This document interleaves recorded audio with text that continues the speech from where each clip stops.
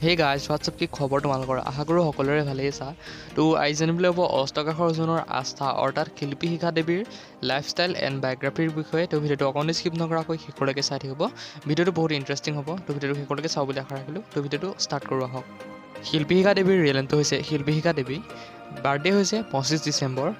Birth place হৈছে শিপাজাৰ। Height ৱেইটৰ কথা ক'বলৈ গ'লে শিল্পী শিখাৰ হাইট হৈছে 5.9 ফিট এপ্ৰক্স আৰু ৱেইট হৈছে 60 কেজি এপ্ৰক্স। এইবাৰ ক'বলৈ ওলাইছোঁ শিল্পী শিখা দেৱীৰ পৰিয়ালৰ বিষয়ে। শিল্পী শিখা দেৱীৰ ঘৰৰ পৰিয়ালৰ সদস্য 3জন, মাক, দেউতাক আৰু শিল্পী শিখা দেৱী। শিল্পী শিখা দেৱী ঘৰৰ একমাত্ৰ সন্তান।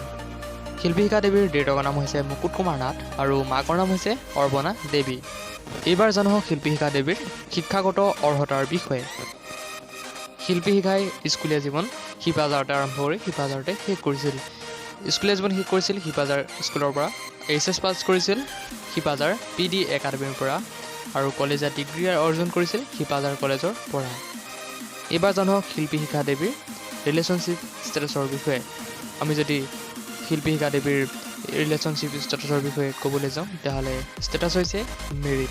তেওঁ এবছৰৰ পৰা প্ৰায় 1.5 বছৰৰ আগত বিয়া হৈ গৈছে। স্বামীৰ নাম হৈছে ৰূপজ্যোতি বৰা।